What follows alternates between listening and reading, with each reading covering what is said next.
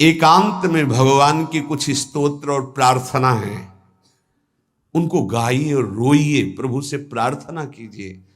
क्या मुझे अजपा जाप दे दीजिए, निरंतर भजन दे दीजिए, वो दे देंगे। हमने संतों से सुना है कि भगवान भजन मांगने की बात को बड़ी जल्दी पूरी करते हैं कि मुझे अखंड भजन दे दीजिए, हृदय से जब चाहोगे तब। वो अंतर्यामी है, वो आपके अंदर बैठे देख रहे हैं। भगवान मुझे भजन दे दिए, और आपके चल रहा विविध भोगों की, तो पहले उन भोगों को नष्ट करेंगे या पूर्ण कराएंगे, तब आखिरी बातें आएगी। जब विभीषण जी श्री भगवान के सन्मुख गए तो भगवान ने सबसे पहली बात पूर्ण की, जो लंका में चलते समय भाव आया था कि भगवान के चरणों का आश्रय लेकर उनके बाहुबल से इस रावण का विनाश करके जिस सिंहासन पर बैठकर इसने लात मारी, यहीं बैठूंगा आके।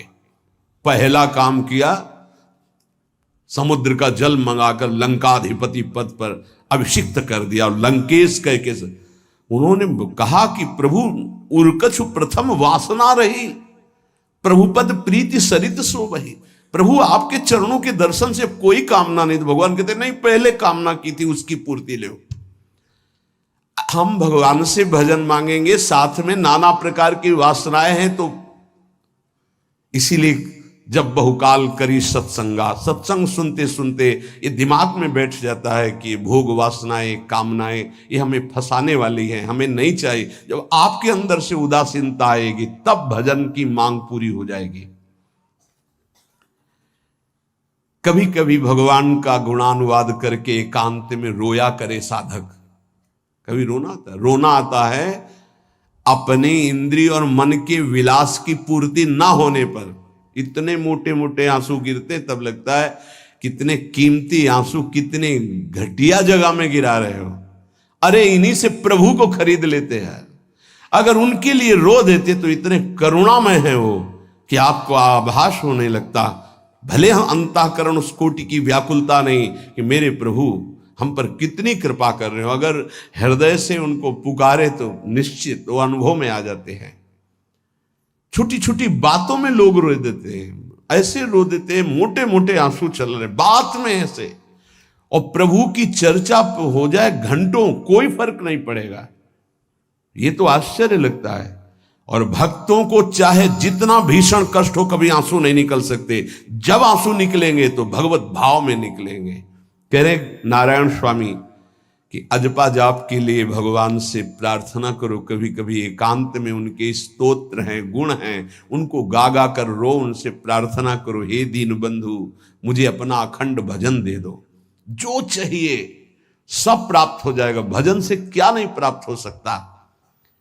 एकांत में बैठकर रोने से, ऐसे प्रतिदिन जब आप नियम बना करके प्रभु से प्रार्थना करेंगे।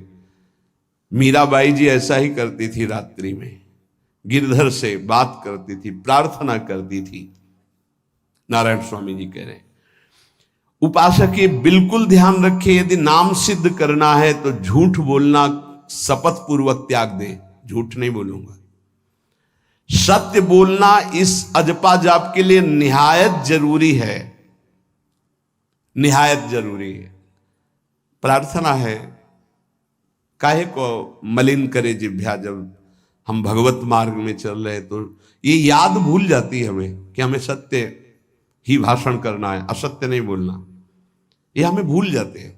क्यों भूल जाते हैं? क्योंकि माया का ऐसा प्रभाव। अगर हम भजन के प्रेमी हैं, भजन बढ़ाना चाहते हैं, तो हम झूठ क्यों बोले? सारे जगत में जो भी तुम्हारे सामने आवे, दृष्टि से उसको जरूर देखकर एक बार प्रणाम करो। मेरे प्रभु इस जीव जंतु के रूप में, जड़ के रूप में, चैतन्य के रूप में। इससे तुम्हारे हृदय में पवित्रता बढ़ेगी, अजपा जाप चलने में सहायक होगा। सत्य बोलना, भगवान से एकांत में रोकर प्रार्थना करना, सबके प्रति भगवत भाव रखकर प्रणाम करना, जिससे तुम्हारा कहीं दोष दर्शन नहीं होगा। किसी के मन को दुखाने वाली कभी बात न कहे, किसी को दुर्वचन न कहे, किसी का वैर भाव अपने हृदय में स्वीकार न करे। ये साधन मैंने स्वयं किया है। नारायण की कृपा से इस दास को वेदांत का भी पूरा ज्ञान है और भक्ति मार्ग का भी, दोनों का आखिरी भाव समदर्शिता है, चाहे भक्ति से चाहे ज्ञान से। सब में ब्रह्म देखना, सब में वासुदेव देखना, सब में इष्ट देखना। भक्ति विषय में भजन और ज्ञान विषय में नारायण, ये दोनों बात भक्त में होनी चाहिए। भक्ति का प्रथम और अंतिम विश्राम भजन, हर समय भजन चलना, और आंतरिक ज्ञान का विषय सब में हमारे इष्ट देव। ये दो बातें जरूर होनी चाहिए परिपक्व भजनानंदी होने के लिए। अगर भगवान की प्राप्ति करनी है तो ये दो बातें बड़ी जोर की है, भजन निरंतर और जिसके भी सानिध्य में आए उसमें भगवत भाव करना। मेरे नारायण ने मुझसे कहा, वो फरमाया कि उनके पीछे पीछे मैं चलता हूं जो मेरे ऐसे भजन करने वाले भक्त होते हैं।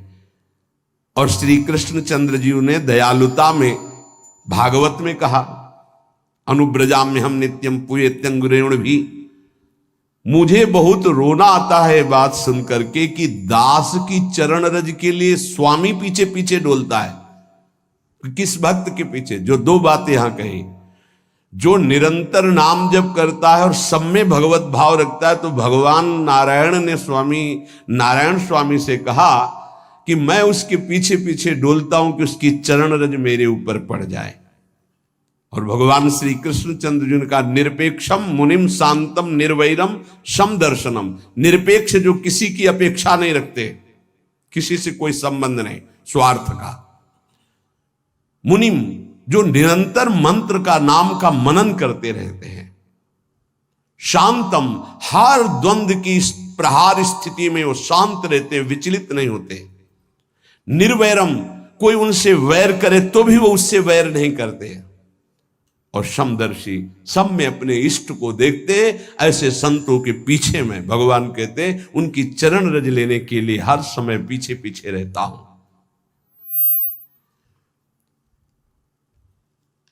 अहिंसा परमो धर्मा शास्त्रों में वर्णन किया गया है, इसलिए किसी भी जीव को कष्ट नहीं पहुंचाना है। गर्दन झुका करके रास्ते में चलना सीखो कि नीचे कोई जीव तो नहीं दब रहा हमारे पैर से। शरीर को सावधानी पूर्वक, किसी को दुख ना पहुंच जाए मेरे शरीर से। वाणी को संभाल कर, किसी के हृदय में बाघ बाण ना लग जाए, वाणी का बाण ना लग जाए। बाहर का प्रहार तो सहा जाता है, लेकिन जब हृदय में शब्द चुभता है वचनों का, ये बाण खरकता रहता है। किसी भी जीव को कभी मारना नहीं, वो तुम्हें नुकसान नहीं पहुंचाएगा। गीता वाटिका में सांप निकला, फण वाला कोबरा। राधा बाबा ने कहा, देखो अभी केवल हमने देखा है, अगर और लोग देखेंगे तो आपको पीड़ा पहुंचा सकते हैं, इसलिए एक लकड़ी उठाई और कहा मैं रास्ता बना रहा हूं, आप इधर से चले जाओ। ऐसे किया, सांप उधर चला। सब में भगवान है। अगर हम भगवत भाव करते हैं तो निश्चित वहां से कोई विरोध नहीं होगा। जब हम भगवत भाव करते तो सर्वात्मा भगवान वहां विराजमान, कैसे आक्रमण करेंगे? जैसे रत्नावती जी के लिए माधव सिंह ने जंगली शेर पिंजड़े में बंधवा कर वहां लाए, और ऊपर से बालकनी से पिंजड़े का ऐसे खींच दिया गया, शेर बाहर निकला दहाड़ता हुआ। और वो पूजा में थी ठाकुर जी के। संतशाला में बहुत से संत विराजमान थे। दासी ने कहा, महारानी सावधान, सिंह आरती करने जा रही थी, मुड़ी और कहा, नहीं सिंह नहीं, नृसिंह, हमारे भगवान नृसिंह देव पधारे। और थाल लेकर मुड़ी तो जैसे सीधी गाय ऐसे खड़े हो गए। तिलक लगाया, आरती की, प्रणाम किया। सिंह घूमा और छलांग मारी ऊपर, जो बालकनी में राजा के पार्षद उसको बंदी बना करके लाए, सांप को फाड़। और जंगल किसी संत को, रत्नावती जी को या किसी को वहां कोई क्षति नहीं। लेकिन जो उनकी क्षति के लिए लाए थे, उनके लिए वो सिंह, इनके लिए वो भगवान नरसिंह।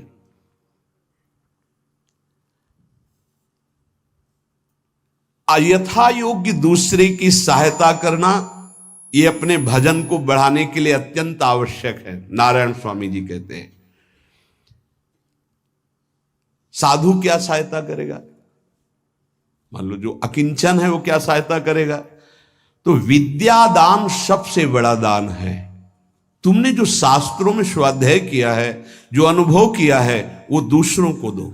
जो अधिकारी है, जो दैन्य है, जो सुनना चाहता है, उसे जरूर सुनाना चाहिए। जो विद्या का दान करता है, भगवान का भजन बहुत सहजता से होने लगता है, दूसरे को भजन में लगाने की बात। इसीलिए जैसे आप गृहस्थ में हैं तो आप अपने परिवार के छोटे बच्चे बड़े सब 5 मिनट आप राधा राधा कहिए, आप 10 मिनट भजन कीजिए, आप स्वयं कीर्तन कीजिए, पूरे परिवार को सुनने को मिले, बहुत लाभ मिलता है। सब अगर नगर कीर्तन करें तो लाखों लोगों के पाप नष्ट हो जाए, आपको बहुत जल्दी भगवत प्राप्ति हो जाए। ये साधन होते थे। अब क्या हो गया कि इतनी भजन के प्रति लघु बुद्धि हो गई कि शर्म लगेगी कि हम पूरे गांव में कैसे कीर्तन करें। जो शर्म लगने वाली बातें, उनमें शर्म नहीं, नाम जप में शर्म लगेगी कि हम 10 लोग मिलकर नगर कीर्तन करें। पहले ऐसा था, प्रातः 4 बजे गांव के 10-20 लोग बड़े बूढ़े मंजीरा लेकर, ढोलक लेकर के आसपास गांव में फेरी देते थे, जिसे प्रभात फेरी कहते थे, और वो नाम कीर्तन करते हुए कितनी सुंदर प्रथाएं थी। शाम के समय रामायण या भागवत की कथाएं कोई जो पढ़ा लिखा है वो सुना रहा है, 10-20-50 ऐसे आसपास के घरों के लोग बैठकर भगवान की चर्चा सुन रहे हैं। ये जरूर करना चाहिए, जो भजन के लिए बहुत उत्साह बढ़ता है। ध्यान करते समय, भजन करते समय मन तुम्हें घुमा घुमा कर माया में फंसाएगा। नारायण स्वामी का अनुभव, तुम्हें उसको घुमा घुमा के भजन में लाना है, ये युद्ध करना है। मन ने जो मांगा वही हम देने के लिए तैयार हो जाते हैं। ध्रुवदास जी कहते हैं, मन अब तक तूने जो कहा मैंने किया, मैं जो कहता हूं तुम्हें करना पड़ेगा। थोड़ा तो हिम्मत लाओ मन से लड़ने के लिए, और किसी से लड़ने की जरूरत नहीं। मन को जीत गए तो सच्चे गुरु बन जाओगे। मन को जिसने चेला बना लिया वही सच्चा गुरु नहीं। मन के सब चेला हैं, कोई बिरला ऐसा है जो मन को अपने शिष्य बना ले। बहुत ध्यान दीजिए, लाखों बार प्रश्न आते हैं ये। मन जब तुम भजन में बैठोगे तो घुमा घुमा कर माया में मारेगा, आपको वहीं गिराएगा। तुमको ये करना है कि उसे घुमा घुमा कर नाम में लाना है। चल राधा राधा राधा, तेरी एक बात नहीं सुनेंगे। इस साधन के करने से मन की शक्ति जो विषय भोगों में फंसाने वाली है वो कम हो जाती है। ध्यान दीजिए, बड़े अनुभवी महात्मा है नारायण स्वामी। बार बार जब आप अपने मन को संसार की तरफ जाते हुए से घसीट कर नाम में लाएंगे तो कमजोर पड़ जाएगा और वो तुम्हारे अधीन होने लगेगा। मन जिसने अधीन कर लिया वो साक्षात भगवत स्वरूप हो जाता है। मन मारिया तन बस में की ना, हुआ भरम सब दूर। बाहर से कछ दिखत नाही, अंदर चमके नूर। आपो त्याग जगत में बैठे नहीं किसी से काम, उनमें तू कछु अंतर नाही, संत कहो चाहे राम। वो भगवान का स्वरूप हो जाते हैं। मन की प्रत्येक स्फुरणा पर ध्यान रहे, वो तुम्हें संसार की तरफ घुमा घुमा कर मारेगा, तुम्हें घुमा के नाम में लाना है। ये साधन तुम्हें अजपा जाप में स्थित करेगा। मन रूपी दर्पण को साफ करना है। जो जो वासना आवे उस वासना को नहीं भोगना है, इससे मन रूपी दर्पण साफ हो जाएगा। जैसे जैसे तुम वासनाओं को भोगते हो वैसे वैसे मन के ऊपर परत चढ़ती चली जाती है मल की, और जैसे जैसे तुम वासनाओं को नहीं भोगते हो तो मन निर्वासनिक होता जाता है। भोगने से सुख नहीं मिलेगा, ना भोगने से सुख मिलेगा। भोगने से शांति नहीं मिलेगी, ना भोगने से शांति मिलेगी। त्यागात् शांतिरंतरम, अब बहुत बुरा बैठ गया है ये हमारे हृदय में कि हमारे मन में जो आए वो भोग मिल जाए, हम सुखी, बड़ी कृपा। बोले जब से भजन शुरू किया बड़ा चमत्कार, जो चाहते हो जाता है। दुर्भाग्य, ये कोई सौभाग्य है? जो मन चाहे वो पूर्ण हो जाए, सौभाग्य नहीं है। फिर वो तुमको अधीन करके जो तुम नहीं चाहोगे वो भी करवा लेगा। सौभाग्य है कि मन जो चाहता है वो हम नहीं करते। जो शास्त्र में लिखा है, गुरु आज्ञा, वही मन की बात मानते हैं। अभ्यास करते करते वासनाएं कम होने लगती, फिर वासनाएं नष्ट हो जाती, फिर स्फुरणा ही नहीं होती, अजपाजा प्रारंभ हो जाता है। विक्षेप यही वासनाएं पहुंचा रही भजन में। भजन से जो महासुख मिलता है तुम्हें कैसे बताऊं, नारायण स्वामी कह रहे हैं। मन को वश में करने पर जो सुख मिलता है वो ब्रह्मा को भी सुख नहीं है। अब आप सोच लीजिए, मन के अधीन होने पर दुर्गति तो सब देख रहे हैं, लेकिन मन को वश में करने पर जो सुख है वो परमेष्ठी पद ब्रह्मा में भी नहीं है। इसीलिए भक्त कहता है, न पारमेष्ठम न महेंद्र धिष्णम, नहीं चाहिए देवराज इंद्र का पद या ब्रह्मा का पद। ऐसा सुख स्वयं मिल गया क्योंकि मन अधीन हो गया। इसलिए इस दास ने स्वामी नारायण की कृपा से इस मन को अधीन किया। नेत्रों से जलधारा बहने लगी और हर समय नारायण की छवि नेत्रों में बस गई और जिह्वा ने प्रबल रूप धारण कर लिया, नारायण नारायण नारायण नारायण। अभी जिह्वा प्रबल रूप, समोसा, चटनी, ये वो कैसे नाम मीठा लगे। राधा नाम सुधा रसम, पानी आया मुंह में? नहीं। राधा नाम सुधा रसम, पानी आया मुंह में? नहीं आया। वह भी गरम गरम समोसा, चटनी, ये या अमुक चीज या अमुक, मुंह में पानी आ जाएगा क्योंकि हमारी जिह्वा का स्वाद बिगड़ गया। बोले हमारी जिह्वा प्रबल हो गई, किस बात में? रुकी नहीं रही। राधा राधा राधा राधा, जैसे राधा बाबा की। नारायण स्वामी जी कह रहे नारायण नारायण नारायण। हमने इसको कैसे वश में किया? बाजार में जाता, मिठाई की दुकान के सामने खड़े होता और जो सब चीज दिखाता और फिर कहता नारायण नारायण नारायण, कुछ नहीं मिलेगा। चलो फल की दुकान में जाता, जगह जगह इसको हर चीज दिखाया, कुछ नहीं दिया। ये हमको जलाया, वो हम नारायण नारायण के द्वारा इसको शांत किया। माया ने हर चीज मंगवाकर हमारे सामने रखी पर नहीं खाया। ध्यान दीजिए, महापुरुष अपने इसको लिखने के पहले उन्होंने लिखा है कि मैं कोई लेखक नहीं हूं, मैं उन साधकों के लिए जो भगवत साक्षात्कार करना चाहते हैं उनके लिए रात्रि में अपने प्रिय नारायण का भजन रोक करके कुछ बातें लिख रहा हूं। अगर इनको स्वीकार करोगे तो आपका भी अजपा जाप चलने लगेगा, आप भी भगवत साक्षात्कार कर लेंगे। जब हमने देखा कि बहुत सुंदर सुंदर भोजन बन करके हमारे सामने माया भेजने लगी, नारायण भेजने लगे, ऐसा नहीं कह रहे। देख लो साधक की चतुरता देखो। माया हमारे सामने अच्छा अच्छा भोजन पकवान, पर मैं कभी उन अच्छे भोजन को नहीं पाता, मामूली साधारण उससे निकाल करके भोजन पाता। जितने सिद्ध हुए हैं उनकी रहनी है ये है। मिठाई, चरफरा, स्वादिष्ट जवान पर ना रखने का नियम ले लिया, ये बड़ी बात है। अभी कुछ समय पहले एक महापुरुष पधारे, उन्होंने पहले आजीवन मिठाई छोड़ दी, कोई मीठा, फिर नमक छोड़ दिया, फिर भगवदाकार वृत्ति में शरीर भी छोड़ दिया। क्या महापुरुषों ने पाया है कि हम प्राण और शरीरों को इस सब कुछ समझते। पहले ही बता दिया था 3 दिन पहले कि अमुक समय में शरीर छूटेगा, और हंसते खेलते सबके सामने शरीर समाधिस्थ होकर छोड़ दिया। मिठाई, स्वादिष्ट चरफरा चाहते अजपा जाप, लेकिन गुलाब जामुन पा करके, बढ़िया बढ़िया पदार्थ पा करके, भाई इनका प्रभाव है, ये भजन में नहीं लगने देंगे, देख लेना, भजन में नहीं लगने देंगे।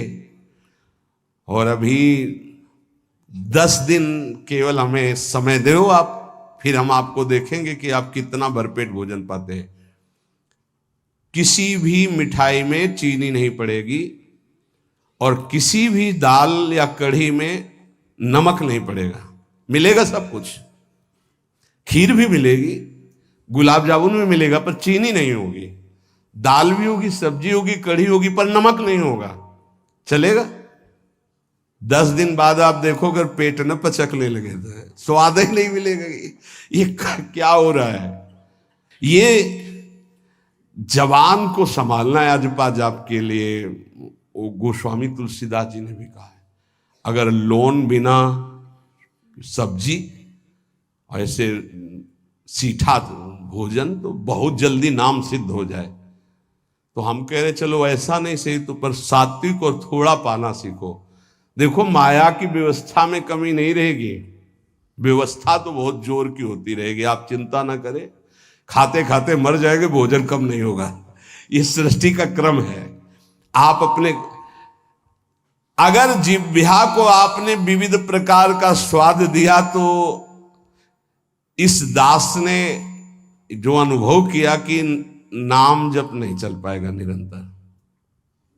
नारायण स्वामी कह रहे हैं देख लो, नाम चलाना है या रसेंद्री, थोड़ा नमक कम हो, नमक डलवा। अरे यार कभी कभी तो साधु को ऐसा सौभाग्य मिलता है कि नमक ना हो, कभी ऐसा बिगड़ा है चुपचाप दबा के प्रसन्नता से मन की इंद्री को नहीं, शांत, कैसा भोजन, बहुत प्रसाद, बहुत सुंदर था।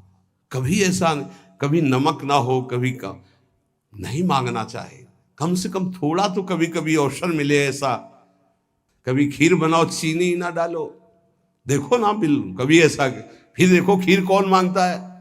एक दोना के बाद मान लो उपदेश हो गया कि तो एक दोना के बाद खीर नहीं, वो अजपा जाप के लिए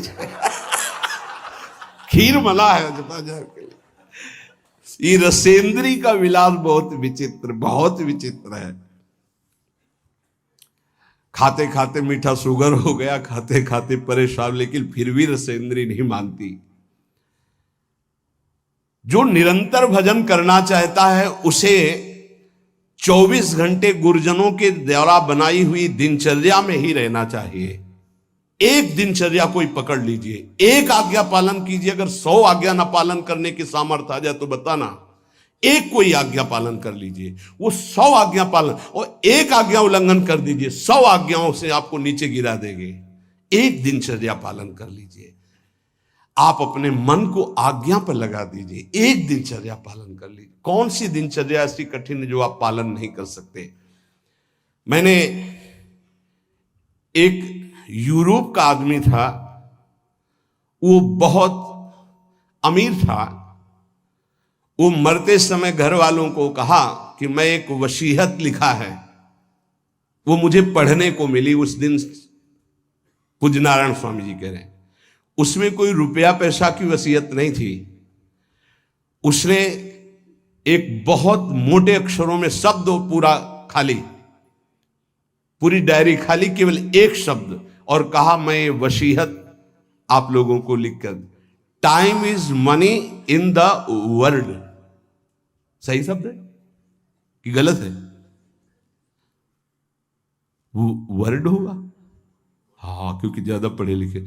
time is money in the world. दुनिया में सबसे बड़ी संपत्ति समय है। दुनिया में सबसे बड़ी संपत्ति समय है। जब से मैंने ये पढ़ा तो इस दास ने समय की सदैव कद्र की है, हर समय को सार्थक किया है। या निरर्थक करने में समय की सार्थकता समझ रहे हैं। निरर्थक सोना, निरर्थक बातें करना, बिना भजन के जो सेकंड गया व्यर्थ गया। बहुत सुंदर बात है, जिसने समय की कीमत पहचान ली वो सबसे बड़ा संपत्तिवान। Time is money in the world.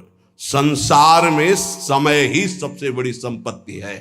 समय की सदुपयोग वृत्ति राधा राधा राधा राधा।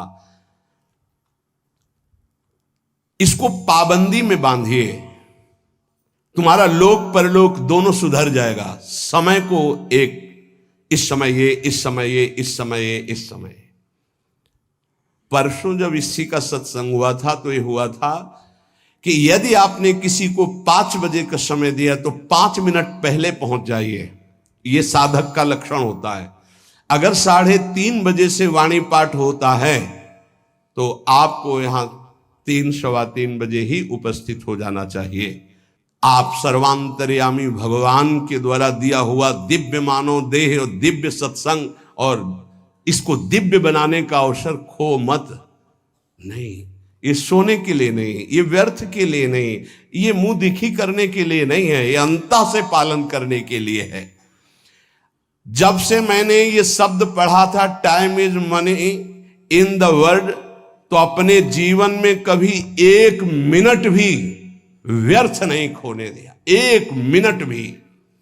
देखो, यही लगन नींद पर विजय प्राप्त करवाती है। यही लगन कि मुझे समय बर्बाद नहीं करना, जितना अधिक से अधिक भजन। पता नहीं आज शाम हो कि ना हो, हम क्यों अपने इस दिव्य समय को नष्ट करें। पर लोग समय कटता नहीं है इसलिए टेलीविजन और कई कई प्रकार की बहिर्मुख वृत्तियों को स्वीकार करते हैं कि समय काटना है। बोले समय नहीं कटता। और सही पूछो तो भगवान से मनाया जाता है कि नींद ना आवे, कभी ये रात्रि ना हो, इसके लिए कि मैं रात्रि हो गई तो 10 घंटे 8 घंटे सो रहा हूं। नहीं, रात दिन भजन, जाना है यहां से। पता नहीं आप लोगों के दिमाग में है कि नहीं है। हर समय बात है कि जाना है, कोई भी मिनट आखिरी हो सकता है, बिल्कुल चलो, जाना है। फिर किस बात के लिए उदास हो जाना, निराश हो जाना, क्योंकि ये पक्का पता मुझे जाना है। कहां जाना है? लाडली जी के पास जाना है, जिनके लिए तरस रहे हैं उनके पास जाना है। तो उसमें कोई भय है क्या कि जाना? जिनके लिए हम तरस रहे, तड़प रहे, उनके पास जाना है। जहां अनंत जन्मों से बिछुड़े वहां जाना है। कोई आश्चर्य की बात है, कोई दुख की बात है, कोई घटना की बात है, और जाने का ये बुलावा है। एक माई है, भयंकर कैंसर से पीड़ित है, मुस्कुराहट के सिवा कभी हमने उसके मुख में उदासी नहीं देखी। जब प्रणाम करके बाद, बहुत कृपा है लाडली जी की, बहुत कृपा है गुरु जी की। यह जीवन है। आपके अंदर अगर थोड़ी देर सोचो कि कैंसर की रिपोर्ट आ गई, अब कैसा लगेगा? कैसा लगेगा? भाई भगवान ने हमें क्या दिया है? थोड़ी देर आंख बंद करके सोचो, यदि तुम्हारी आंखें ज्योति रहित हो जाए तो कैसा लगेगा? घबराहट पैदा हो जाएगी। आप देखो, अभी आंख बंद करो, सोचो अगर ये सदा सदा के लिए ऐसी हो गई तो भगवान ने कितनी कृपा दी। तुम सुन सकते हो, बोल सकते हो, देख सकते हो, सूंघ सकते हो, चल सकते हो, अभी स्वस्थ हो। समय की कदर करो। नहीं, ये समय निकला चला जा रहा है, ये वापस नहीं आने वाला। और स्थिति ऐसी बना लो कि हर स्थिति में तुम्हारा मंजीरा बजने से रुके ना। पक्का।